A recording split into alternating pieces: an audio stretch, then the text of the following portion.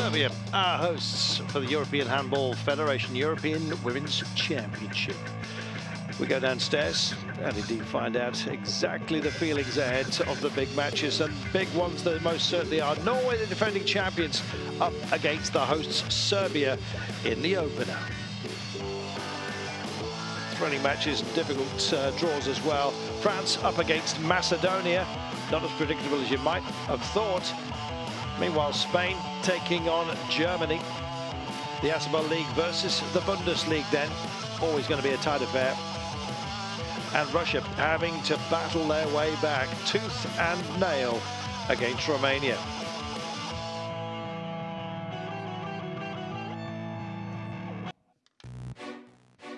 It's that time of year again. 2012, the EHF European Championships. We're in Serbia for the third time, in fact.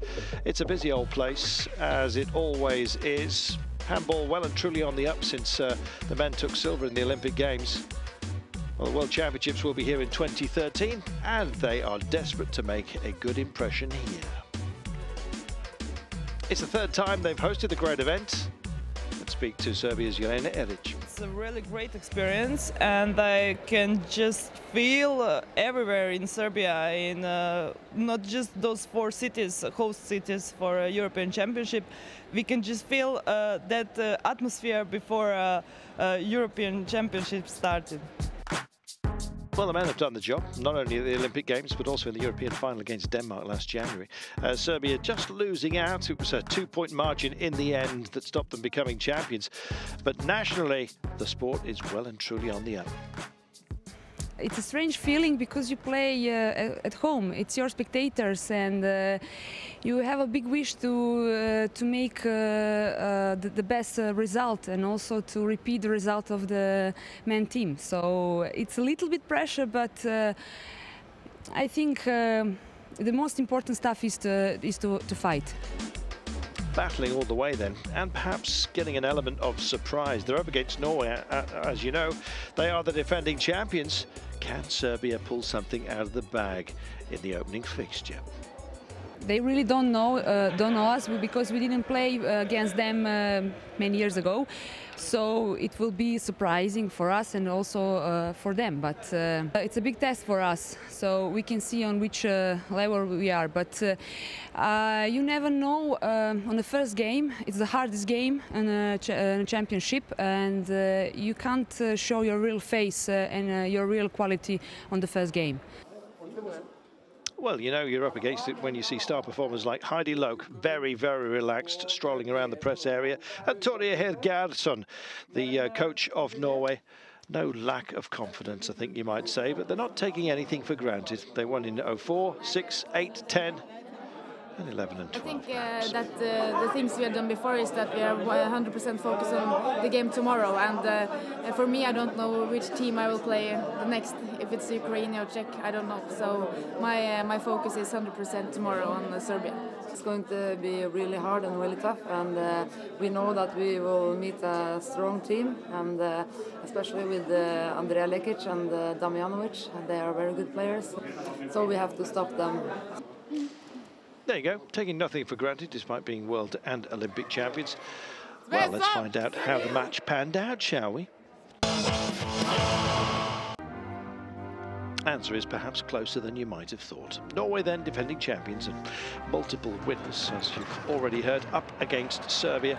Well, it was a much tighter affair than perhaps everyone might have thought. Not exactly at the half-time mark. 17-12 it was to the Norwegians, who looked to be absolutely flying out there. But I've got to tell you that Serbia, playing here in the white, also had some pretty slick moves. And when it came down to it in the end, it was a much tighter affair than anyone had predicted. In fact, it was a 2-goal margin in the end, and Norway really had to make sure their back line was absolutely functioning. You can see it's flat and spread here. Didn't stop the nutmegging of the goalkeeper, though. Goal for Serbia by Sladana. In the end, as you can see, it was to be very, very close, 28-26, and I think, well, this possibly the heartbreaker. That gap never, ever bridged again. Serbia tried as best they possibly could, always keeping their fans in the game. But in the end, Norway it was that were to run away with this one. Seconds ticking away, time running out. Only one goal in it. But really, well, there's only one team with such a record as Norway's. That kind of accuracy under pressure is always going to pay off. It's what wins you titles. Norway 28-26 victors. Well, the Ukraine up against the Czech Republic, never an easy one to call this. The opening match, in fact, of Euro 2012. And having last qualified for the European Championship 8 years ago, the Czech team, well, boosted in their confidence with a fine performance and a well-deserved win against a more heralded opposition, I think you might say. Czech Republic leading 12 goals to 7 at the break. It was a more respectable margin by the end. But goodness me, it was a run of an amazing 8 goals within 15-minute spell in the first half that really ended the Ukraine's challenge this time. That's how it stands then, with the Czech Republic courtesy of their better goal margin. It was tight between Norway and Serbia, was it not? Ukraine at the foot at the moment, but it is only the opening phase, let's not forget. France against Macedonia. France playing in, well, not exactly traditional white, usually blue, but blue accents. Red and orange for Macedonia. Well, if anyone was underestimating the Macedonians, you better take great care. It was, however, France that were leading by a 5-goal margin when it came to the break. And in spite of a loud and enthusiastic Macedonian crowd here, France, one of the favourites for the title, he had very few problems going through.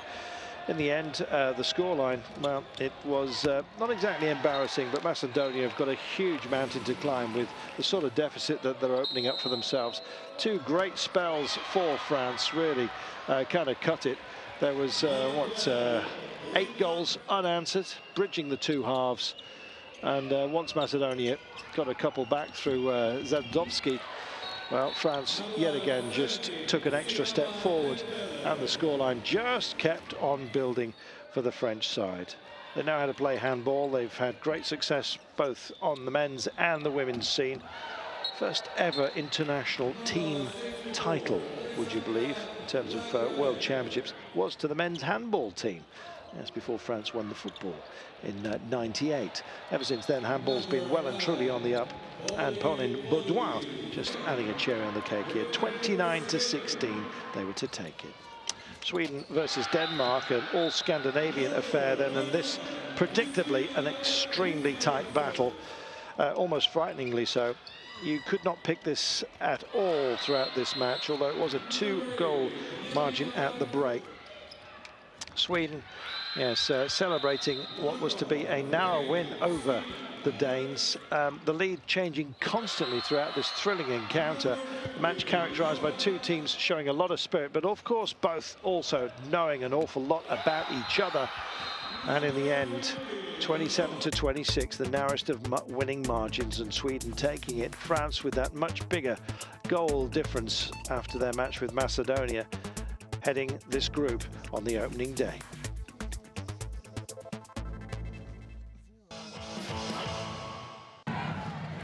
Germany versus Spain. Yes, it's always a feisty encounter when it comes to handball. Well, Germany didn't have an easy task at all against this team who just played their game, supported by a strong defence and a convincing performance of their goalkeeper, Silvia Navarro. Germany in the white, Spain in their traditional red, and just picking their spots where they could. Well, it was tight at the break. 13-12 it was, and as you can see by the scoreline here in the opening few minutes, equally it was one way and then the next. The pendulum kept swinging. It was Gonzalez for Spain that brought them a good deal of cheer, and indeed on the fly they were delivering as well. Some good long passing being picked out here, and Pinedo latching onto it. After the turnaround, Germany started to find the net as well. It seemed that was the hot end of proceedings. And Zapf with a decent strike. Well, it did get close, and Germany, in fact, taking the lead. But in the end, 18-16 they led.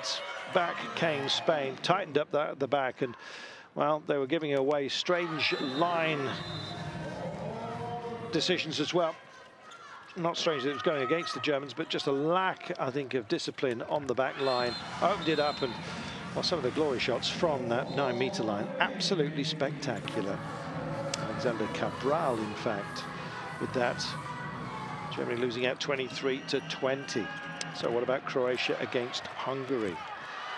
Yes, yet again, a match that's hard to call at this level. They all are, I think you might say. But Croatia and the Hungarians, well, it's always a bit of a fixture. They're not that far away from each other. And the second game in Group C proved to be a good encounter. Tommy, player of the year in Hungary, suffered an injury in her leg right before the break. And that, I think, possibly just led Croatia back into this one. 15-14 at the break, 28-27 in one of the best matches of the night, Croatia taking it. So Croatia with the narrow margin, just sitting behind Spain at the moment. Once again, it's goal difference that counts an awful lot at this level.